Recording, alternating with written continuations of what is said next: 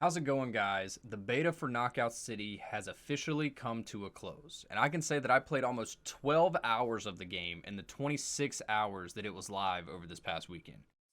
And here are my thoughts on the game. And I'm going to make a seemingly odd comparison to another game as well in this video. First and foremost, I like the game. I think it's fun, it's casual, and I laughed a lot playing it. I had the chance to play with a couple friends of mine, and we had a blast. We had a great time. I feel like I could really enjoy this game as a party game and playing with friends, but I think that may be the extent of it. I know they already have a ranked mode in the game, although the ranked mode wasn't live during the beta, but I can't personally see myself grinding ranked in Knockout City. I think the game is super colorful. The idea of extreme dodgeball is super lighthearted, is fun, but with that being my mindset, plus some of the controls, I don't think I would be able to grind rank and not do it effectively without pulling my hair out. Speaking of controls, if you personally weren't able to play the game, or maybe even if you were, check out my last video where I went over my first impressions of the game, because in that video, I found out that the game has aim assist. And not just aim assist, but an aim lock. This game isn't really about hitting your shots per se. It's more about dodging and catching the ball that's thrown at you in order to counter getting hit with the ball. The controls are a bit clunky, and I get that this is a beta, so that's going to happen. But there were a lot of times where the camera would lock me on to a certain player when I wanted to throw it at someone else, and there was no real way or an easy or effective way to unlock the camera from whoever it decided you should throw the ball at. On a more positive side, I think the customization in this game is massive. There are loads of different things to customize. There are alternative looks to almost everything, and I think that's awesome. I was really, truly taken aback by how much that I could tweak and customize in this game as far as my character. And speaking of character, you can have 3 different character models that you can choose from in the loading screen, like up into you getting into the lobby. There, you can make 3 different characters and just pick which one you want to play as. Of course, it's all cosmetic. None of it affects the gameplay, but I think it's awesome that not only can you design your own character, but you can design 3 characters and play as them. Now, we're going to switch over to the comparison part of this video, and that's where the meat of this video is probably going to land. I think that this game may follow the same path as Rocket Arena. A lot of you guys know Rocket Arena if you've been around my channel. It's really helped me grow. But when I say I think it's going to follow the same path, I mean that in a good way and a bad way. Now, this game seems like it'll probably be more successful on console than on PC. It is going to be cross-platform on launch. It's going to release on PC, Xbox, PlayStation, and Switch. And I think that's going to be awesome. I think it's going to appeal to a younger audience. That is also okay, and that is fine. That's part of the reason why I think it's going to be a little more successful on console than on PC. Both of Rocket Arena and Knockout City are both published under EA Originals. And I guess in that sense, you could almost consider them like cousins or something like that. The art styles, I could say they're similar. They're not necessarily the same, but they are cartoony, they're bright, they're vibrant, and I enjoyed that, and I think it's really appealing to the eye, and it's appealing to play as a game. But, and this is a pretty big but, this game is scheduled to release on May 21st for $20. Now, I'm going to say that one more time. This game is scheduled to release on May 21st for $20.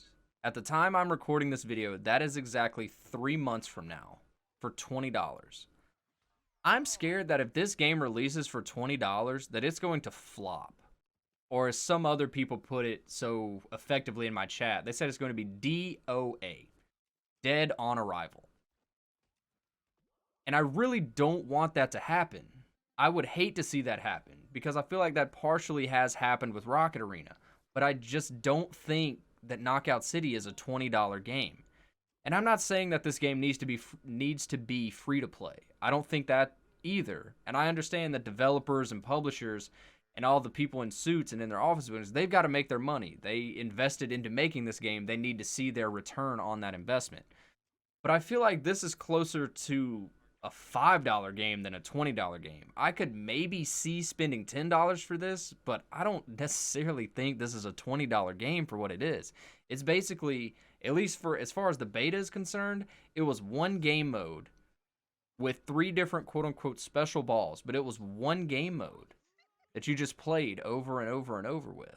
Those 3 maps, 3 different balls. And yes, there were teasers that said on full release there will be more game modes, more special balls, more maps. But how much more can you do with the dodgeball game? I just don't know if you... I don't feel comfortable spending $20 on what I played this past weekend, personally. Rocket Arena, like I said earlier, Rocket Arena launched with a price of $30. And I think I can speak for a number of people when I say that Rocket Arena is not a $30 game. And it somewhat flopped online. Not even somewhat. It's fair in stating that it flopped and did not meet expectations on launch. And even when Rocket Arena decreased its price to $5, I feel like the damage was already done, and the people had either already forgotten about it or just didn't care enough to come back to a game that they didn't want to pay $30 for. And I don't want this to happen to Knockout City. I've had some people tell me that they really enjoyed this beta, that they could see themselves making content on it, they had a lot of fun, they would love to build a community with this game. But even they're unsure of a $20 price tag. When there are other games out there that are less than $20 or even free to play, $20 is really steep.